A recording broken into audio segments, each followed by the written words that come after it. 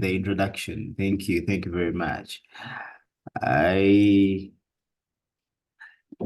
awake. Amen. Amen. I'm awake by the grace of God. I want to thank you for teaching us about family life. And I want to thank you in a special way for having this organization and having this program. Thank you very much. I understand I'm meant to use two languages. I mean, if I could mix, that's okay. But you see, these are friends I've taken along without seeing. I have my big brother there called old Elisha Semakula. So Kulaba, you see that's a PK and and I'm a PK as well. So that's why it's my older brother in that regard.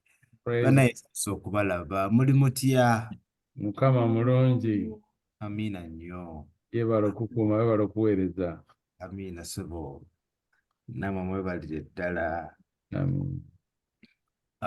Bannayugama tututa akabanga nga tetusisinkana. N'ate neebaza Mukama nti akkiriza tusisinkane mu kiseera ekifaanana bwe kiti. Era nsaba ayogere naffe okuyita mu kigambo kye olunaku luno n'olwaleero. Neebaza Mukama olw'enteekateeka eno gye mwafuna ey'okubeera nga tufuna revival. Now, the funny bit is that the very first face that appears is Pastor Desires, and I'm not sure he picks Luganda now. It's going to disturb me, but that's okay. That's okay. Amen. In the interest of time, Msaba,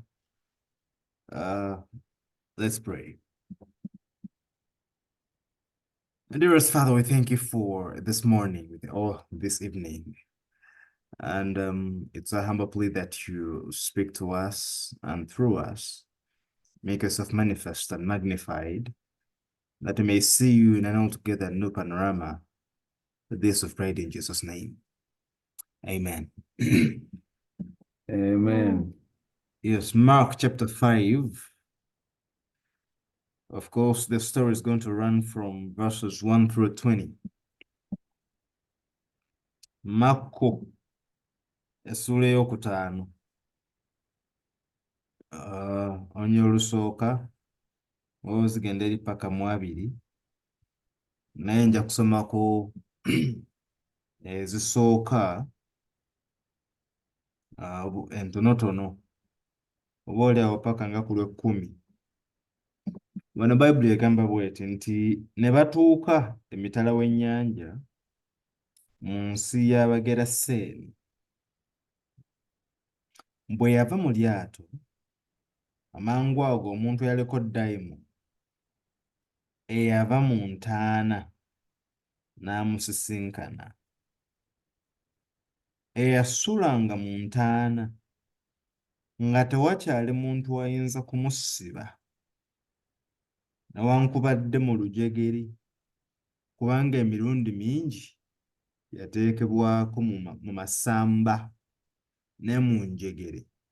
Enjegere n'azikutula n'amasamba n'agamenyaamenya, ne wataba muntu w'amaanyi okumusobola.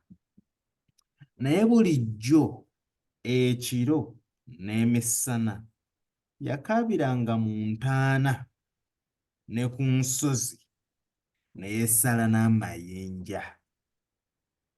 Bwe yalengera Yesu ng'akyali wala, n'adduka n'amusinza, n'akaaba n'eddoboozi ddene ng'agamba nti, "Onvunaana ki, Yesu omwana wa Katonda ali waggulu ennyo? Nkulayiza Katonda, tombonereza." Kubanga yamugamba nti, "Va ku muntu ono, ggwe dayimoni."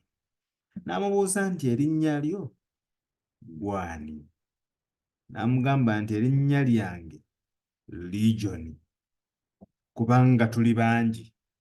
N'amwegayirira nnyo aleme okubagoba mu nsi eyo.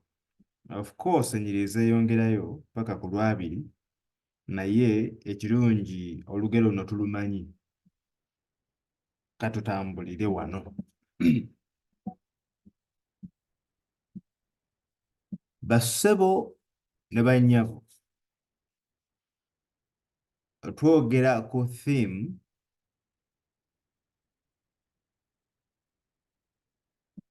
ejjayo amakulu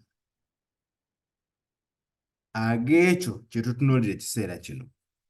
Hope for a time like this.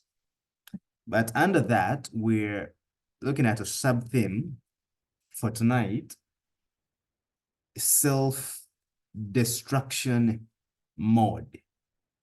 Self-destruction mode. Mm.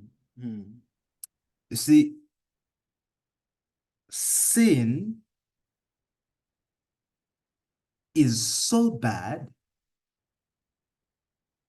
sin is so evil that it not only puts you away from God, it not only disconnects you from God, but it launches you into a self-destruction mode. So you destroy yourself willingly, by the way. You destroy yourself for lack of somebody else to destroy. You destroy yourself until you get to a level of being a nuisance to even yourself. Ekibi bwe kijja mu nsi kisooka ne kikutuuza mu mbeera yaakyo, ne weekanga nga kitandise okukozesa ggwe okweyonoona. Ne weeyonoona bulungi nnyo okutuusa ku level nga naawe tokyakola makulu gy'oli. Sin is that evil. Now, the Bible has told us that, first of all, Jesus is on the other side of the Sea of Galilee, at the side of the Gerasenes. Now, there is a difference. He is not in the land of the Jews, the righteous people, the holy people. He's at the other side of unclean people. It is not surprising there is an unclean man with an unclean spirit in an unclean land with unclean animals around. The land is unclean. Nsaba tutambule bulungi. Okusookera ddala alina ekintu ky'aggyayo ky'ayagala okutulaga. Mu ssuula ey'okuna yazze ng'ali mu Bayudaaya. N'akola ekimu ku byamagero ebikyasinze okumanyika eby'olwatu eby'olujjudde, kubanga yakkakkanya omuyaga ng'ali mu Bayudaaya. Naye ekiseera kituuse azze mu nsi ey'Abageraseeni. Ensi eno erimu abantu abatali balongoofu kubanga si Bayudaaya. Ensi eno eriraaniganye n'ensi endala gye bayita Gadala, nayo si y'abalongoofu. Si y'abalongoofu kubanga bakkiriza nti abalongoofu bali mu Buyudaaya. So Yesu bw'atuuka mu lyato aba yakatuuka ku ludda olwo, aba bubi mu lyato, omusajja atali mulongoofu n'adduka amusisinkane. You see, there is a word interplay here that I want us to follow and take clear note of. No sooner had Jesus stepped out of the boat than an unclean man with an unclean spirit runs to him. Jesus is in an unclean land. We don't even know why this man is in an unclean land. You see, Jesus was always cantankerous. I don't know why he did these things that way. Where they don't expect him to be is where they find him. That was Jesus for you. He's meant to be with the Jews. The guy is taking time with the people in Gerasen. I mean, if you've come to save the Jews, what in the world are you doing there? That is not our land. Okola yochi. Wobango lw'Abayudaaya. Ennyambalo ya Kiyudaaya.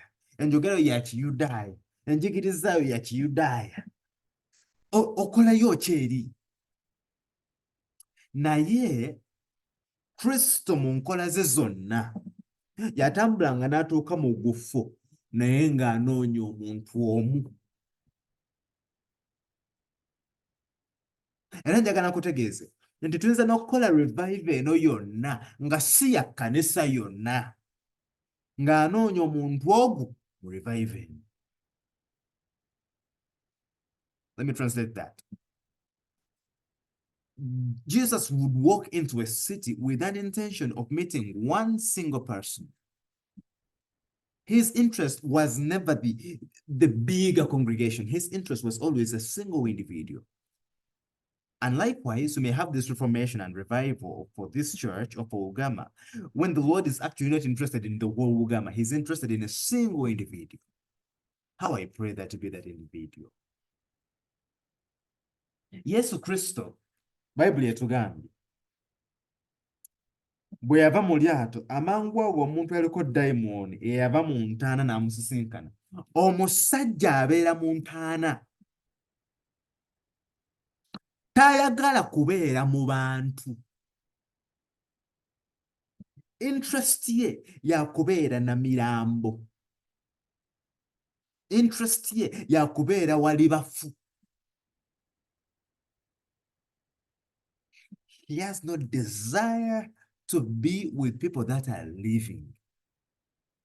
He feels connected to the tombs. That is why he always runs back to the tombs. Bagezaako okumusiba n'akutula enjegere agende mu ntaana. Waliwo ekiseera w'owulira nga toyagala kubeera mu bantu ng'oyagala obeere mu mirambo. You can't imagine. Oli mu mirambo gy'owulira emirembe. Bw'obeera mu bantu owulira ng'osoomoozebwa. Naye bakusiba okubeera mu bantu toyagala kubeerawo. Olwana bwezizingirire okulaba ng'oddayo mu ntaana. Babuli etugambye nti emisana n'ekiro n'abeera ng'awowoolera eyo ng'akaabira eyo ng'ali mu ntaana. He feels connected to the grave, to the tombs. That's where he wants to be. However much people try to bind him down with chains and shackles and everything, he breaks loose and runs back to the graveyard because that is where he feels, he associates, that is where he loves to be. You see, leero ekibuuzo kyakyuka. Ekibuuzo tekikyali nti mukkiriza ki? Bwe namanya kimukkiriza naabagoberera. Mu biseera biri ssebo mukadde Semakula, mu biseera by'aba musumba Semakula Efulayimu, ekibuuzo kyali nti mukkiriza mu ki? Temukkiririzamu mu kinnyonnyola, nja kubeegattako. Indeed, baakubanga ebidaala, baakolanga omulimu ogw'enjawulo, ne babuulira abantu bye tukkiriza, abantu ne banyiikanga mu kkanisa. Lwa nsonga bategedde bye mukkiriza. Leero ekibuuzo kyakyuka. Leero ekibuuzo kiri nti nnyinza okubeera wamu nammwe. Can I belong? If I can belong, I will believe whatever you believe.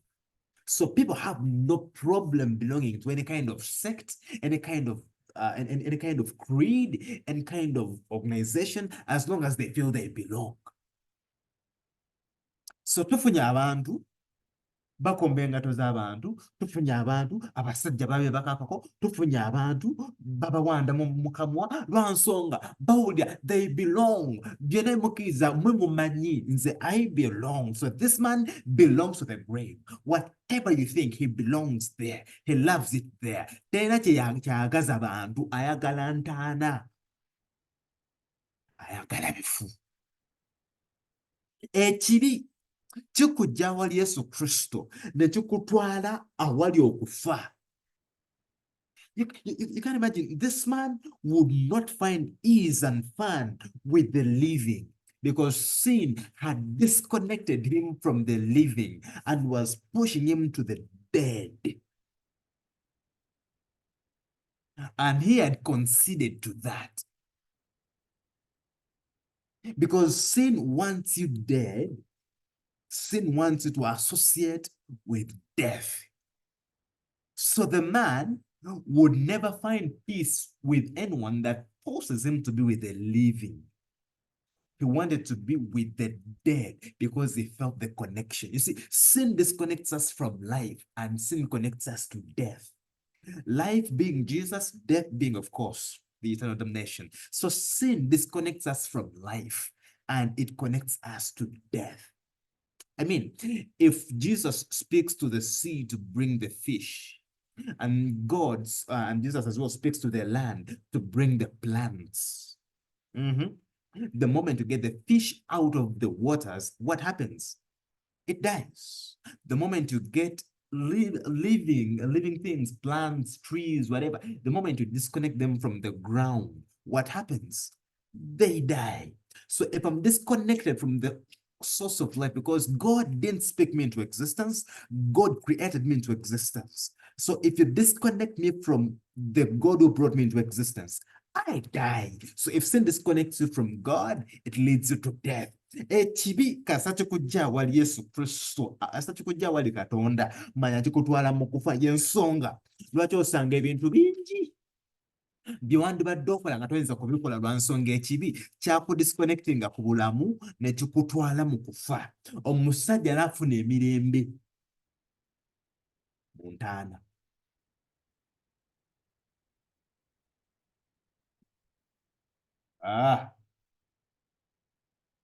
Yasulanga mu ntaana nga tewakyali muntu ayinza kumusiba newankubadde mu lujegere, kubanga emirundi mingi yateekebwako mu masamba n'enjegere, enjegere n'azikutula n'amasamba n'agamenyamenya ne wataba muntu w'amaanyi okumusobola.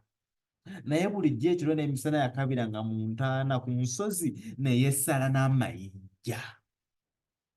Every night, every day, he would mourn. He would make noise and cry from the tombs. And he would cut himself with stones. He looked for somebody to destroy, and there was no one to destroy but himself. Guys, he was not cutting himself with a knife or a razor or something sharp. He was using a blunt stone to cut himself, to destroy himself. Sin leads you into destroying yourself.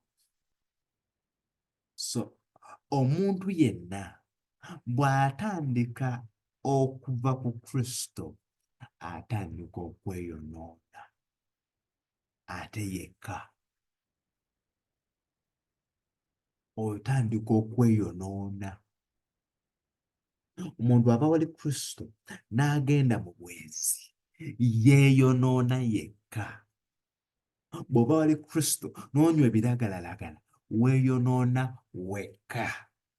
Bw'onywa sigala weeyonoona wekka. Masturbation, self-destruction. Smoking weed, marijuana, self-destruction. Kyonna ky'okola ekibi kikulaga nti weemenyaamenya wekka.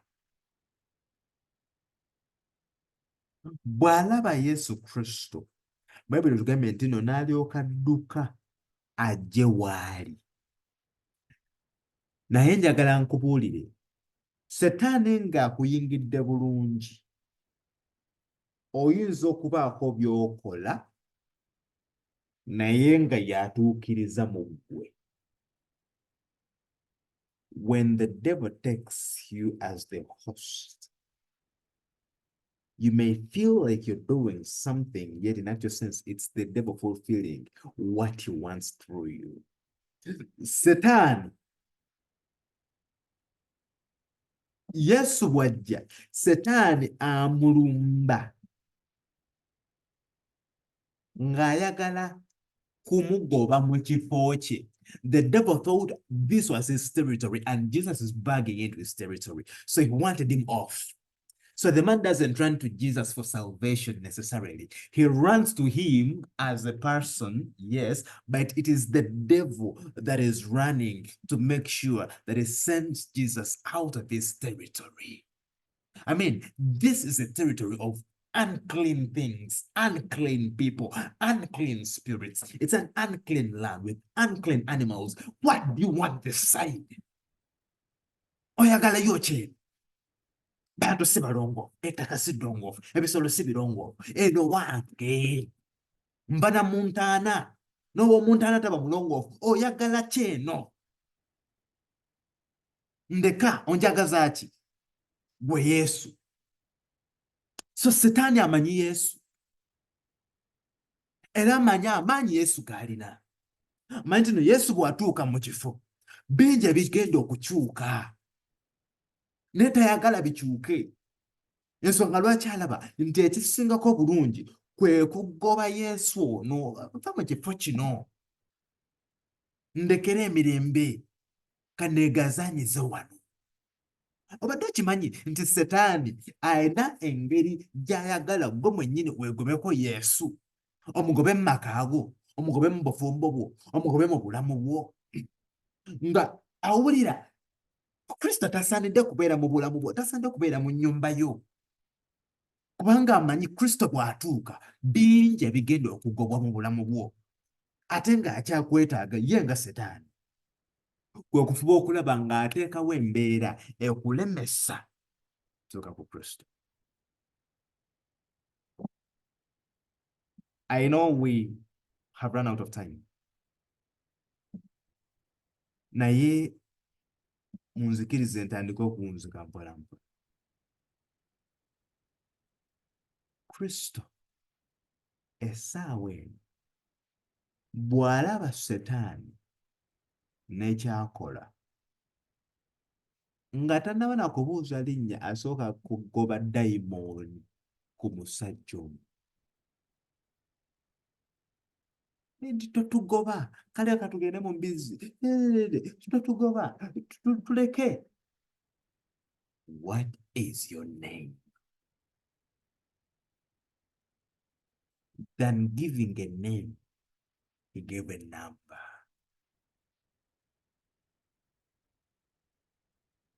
One. Tuli bangi. Legion, we are many. Ate okusinziira ku Baroma abaali bafuga mu kifo ekyo, baalinanga zi legions ez'enjawulo. Nga buli legion ebaamu abantu 600.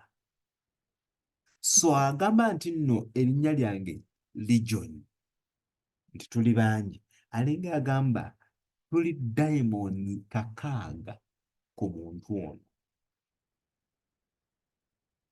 Nga Setaani alinga agamba tuli beeteefuteefu okukulwanyisa kuba tuli 600.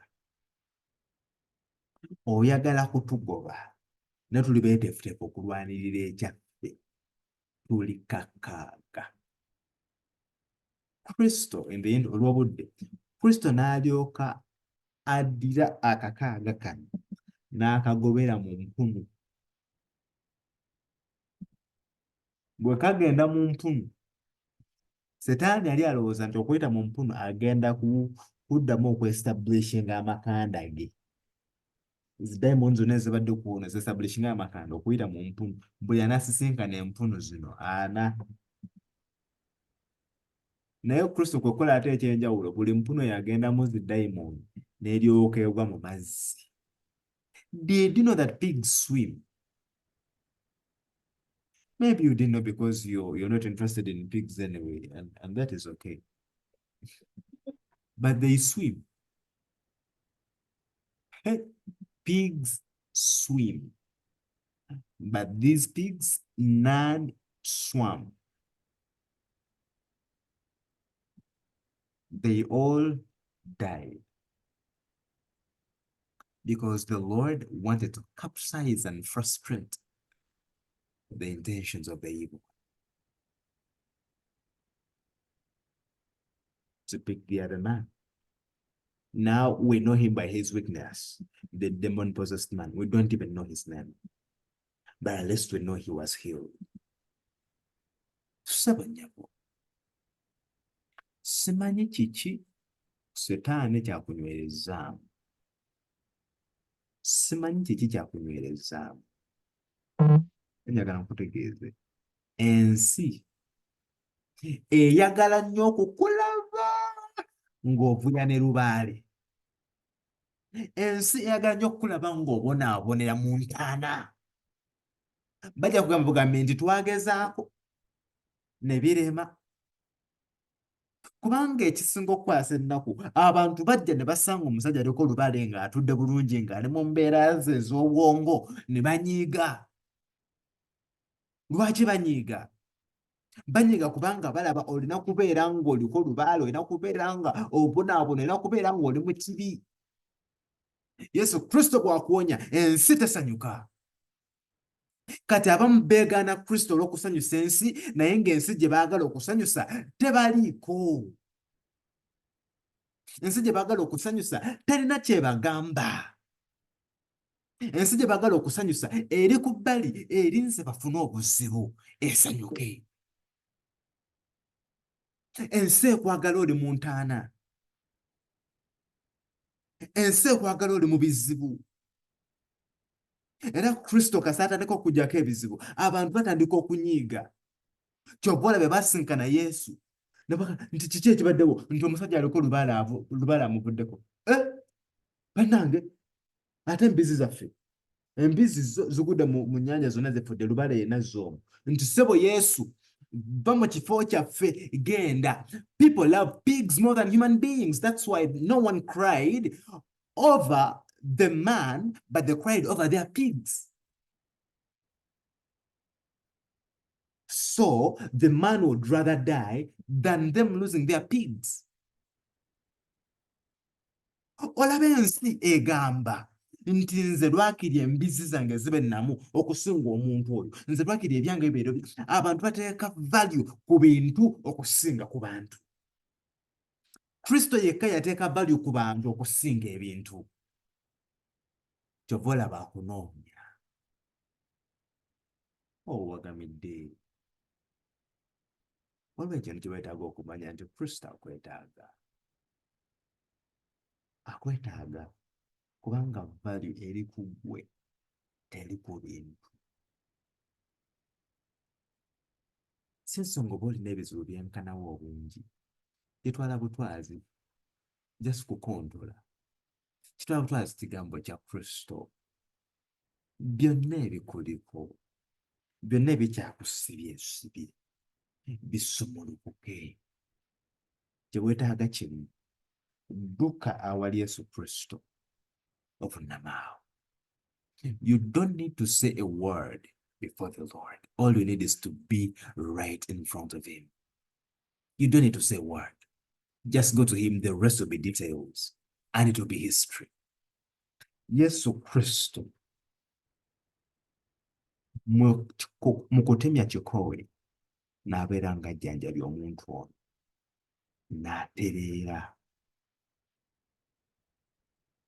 Leero nno ayagala ggwe. Alina ekintu ky'ayagala oluvannyuma. Oli mu Geraseeni, otambulira mu mirambo. Oli mu Geraseeni, emirembe gyo gifunira mu mirambo. tokyayagala kubeera mu kkanisa, oyagala kubeera mu ntaana. Bagezaako okukuyita mu kkanisa bakukomyewo, buli agezaako okukomyawo mulabira ddala ng'omubi, enjegere n'ozimenya. Bagezaako okkusibira mu kkanisa n'omenya n'odduka ogenda mu mirambo. Ekyo munange si gwakyagala ennyo. Aa, Setaani yakutwala eyo. Ne leero nkusaba ove mu kwebonereza, vaayo mu self-destruction mode. Come to Jesus' salvation mode. Agenda kutaasa. Kyonna ekikuliko agenda kukigoba. Era ojja kubeera mulamu. Amiina. Essala yange egamba nti kubanga Kristo anneetaaga, naawe akwetaaga, Yesu tugende mu mpya ze. Tugende mu maaso ge. We wali okuwona kwaffe. Lubaale yava ku musajja oli, naawe bisobola okuvaako ebikyakusibye. Kristo akwesumululire. Omusajja ayagala okutambula naye nti tutambule ffenna, mugamba nti no, genda otegeeza abantu Katonda by'akoledde. Kitegeeza ki? Definitely buli ajja mu maaso ga Mukama Katonda ayina by'agenda okukolera. You can't come to Christ and fail to get a testimony.